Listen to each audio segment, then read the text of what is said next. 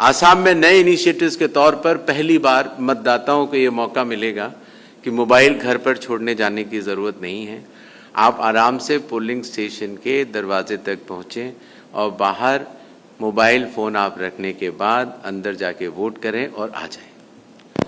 ये काफ़ी मांग रही थी पहले से, तो चुनाव आयोग में ये निर्णय हुआ कि ये हमें सुविधा प्रदान करनी चाहिए। साथ ही साथ हमारे जो कैंडिडेट्स चुनाव लड़ते हैं वो भी एक बड़े स्टेक होल्डर्स होते हैं, तो कई बार उनकी शिकायत आती थी कि जो हमारा फ़ोटो लगता है वो इतना पुराना होता है या ब्लैक एंड वाइट में होता है कि हमारे मतदाता हमको पहचान ही नहीं पाते हैं ईवीएम में। तो उसको दूर करने के लिए कैंडिडेट्स के लिए पहली बार कलर्ड फ़ोटो का इस्तेमाल होगा आसाम में, और साथ ही साथ ईवीएम में जो सीरियल नंबर होता है और जो नाम का फॉन्ट होता है वो भी बड़े अक्षरों में होगा। पहली बार आसाम में 1200 इलेक्टर्स की एक लिमिट लगाई गई है, जिससे कि मतदाताओं की क्यू में बहुत ज़्यादा लोग न लगें, ज़्यादा देर वेट न करना पड़े, और ख़ास तौर से जब शाम को मतदान खत्म होता है तो वो भीड़ कम से कम रहे। पहले एक ये भी विषय आता था कि राजनीतिक दलों को मतदान केंद्र से बहुत दूर बैठा दिया जाता था, तो वो लोग कई बार मतदाता गलत बूथ में न चला जाए, कई बार मतदाता को रास्ता बताने के लिए जो वो स्वयं एफर्ट करते हैं, इसलिए वो 100 मीटर के दायरे तक अपनी टेबल लगा सकते हैं। कई बार ये भी होता था मतदाताओं को कि जो वोटर इन्फॉर्मेशन स्लिप होती है वो देने तो आते हैं बीएलओ साहब, लेकिन उसमें मेरा बूथ कौन सा है, तो कई सारी चीज़ वोटर इन्फॉर्मेशन स्लिप में लिखी होती हैं, इसलिए उसको एक कोने में बहुत बड़े शब्दों में लिख दिया गया, जिससे कि मतदाता ज़रूर जाकर वोट करे। जैसा कि मैंने आपको कहा था, वोटर इन्फॉर्मेशन स्लिप एक तरह से चुनाव आयोग की तरफ से बूथ लेवल ऑफिसर द्वारा हर मतदाता को दिया जाने वाला एक न्योता है, एक इनविटेशन है। इसी तरीके से पहले जैसे 40 ऐप्स होती थी, तो कई बार हमारे मीडिया कर्मी भी और कई बार जो हमारे जो इलेक्शन में लोग इंटरेस्ट रखते हैं, मतदाता हैं, राजनीतिक दल हैं, उनको कई सारे ऐप्स देखने पड़ते थे। इस काम के लिए ये वाला ऐप, इस काम के लिए ये वाला ऐप। अब सारा एक में कर दिया गया है। अगर आप प्ले स्टोर्स में जाएंगे तो ECI नेट के नाम से आप डाउनलोड करें, और उसके बाद चुनाव आयोग के पास जितनी भी ऐसी इन्फॉर्मेशन है जो पब्लिक में साझा हो सकती है वो वहाँ पर आपको मिलती है। और जैसे जैसे मतदाता सूची हो या जैसे जैसे चुनाव हो या जैसे जैसे इंडेक्स कार्ड्स हों, सारे डेटा उस पर डाल दिए जाते हैं।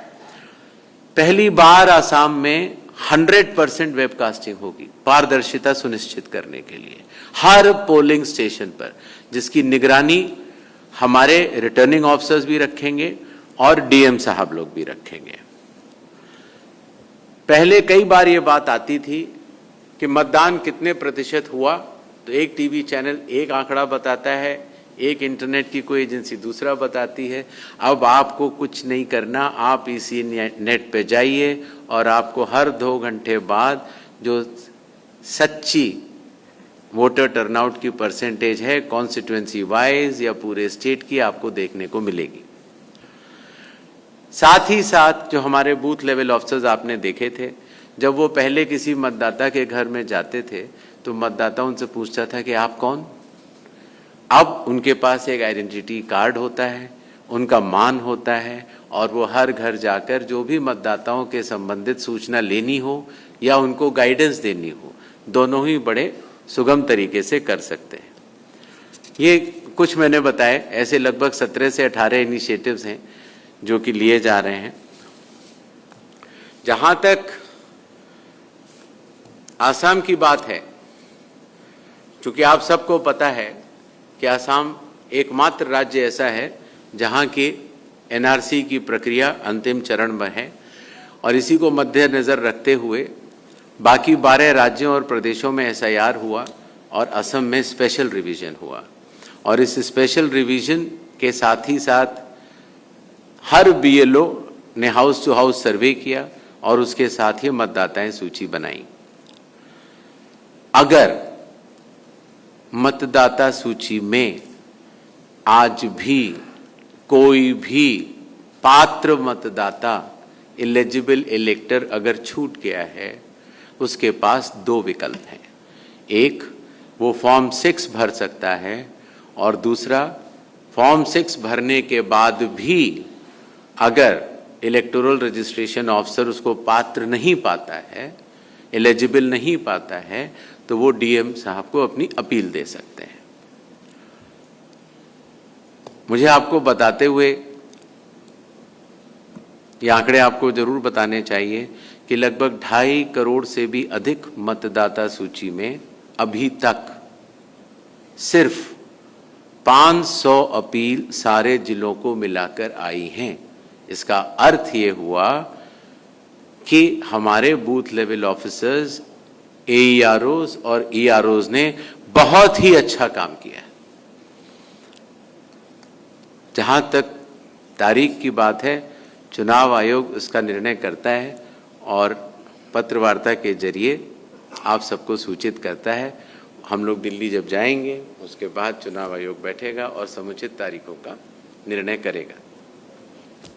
जहां तक स्पेशल रिविजन्स के मोटिव का सवाल है,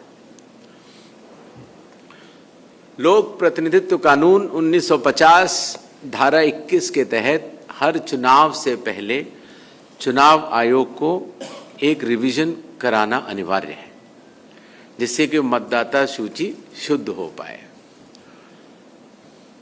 जैसा कि मैंने आपको पहले बतलाया था, चूंकि असम की एनआरसी की प्रक्रिया लगभग पूर्ण हो चुकी है, इसीलिए यहाँ का स्पेशल रिवीजन बाकी 12 राज्यों से अलग था। बाकी 12 राज्यों के लगभग 51 करोड़ मतदाताओं में से कईयों के एसआईआर का अंतिम चरण आ चुका है और कईयों के एसआईआर खत्म हो चुके हैं। आसाम में स्पेशल रिवीजन किया गया और इसका मोटिव एकमात्र मोटिव था, राजनीतिक शोरगुल में जो कानूनी प्रक्रिया है उसके मोटिव में फर्क नहीं पड़ता। स्पेशल रिवीजन का एकमात्र मोटिव था all eligible electors to be included and all ineligible electors to be excluded।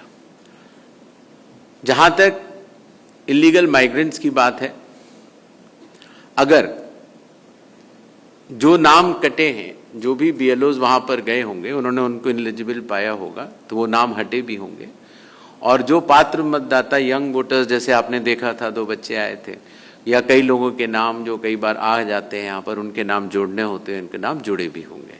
तो ये काम हमारे बूथ लेवल ऑफिसर्स ने बहुत ही मेहनत से किया है। मतदाताओं का नाम जोड़ना या मतदाताओं का नाम हटाना या चुनाव कराना, ये चुनाव आयोग का भारत संविधान के अनुरूप दायित्व है और चुनाव आयोग अपने दायित्व का पूर्ण निर्वहन कर रहा है। बिहू आसाम का मेरे ख्याल से सबसे महत्वपूर्ण फेस्टिवल है, और बिहू की तारीखों को ध्यान में रखते हुए ही चुनाव आयोग कुछ निर्णय करेगा। अब ये कह पाना, और ये आपके सवालों का सारा जवाब मैं पिछली बार दे चुका हूँ कि कितने फेजेस में होगा और कब होगा, ये चुनाव आयोग वापस जाके निर्णय करता है, और इसमें कई सारे फैक्टर्स होते हैं। आप निश्चिंत रहें, जो भी चुनाव आयोग का निर्णय होगा वो मतदाताओं के हित में ही होगा और संविधान और कानून के अनुरूप ही होगा।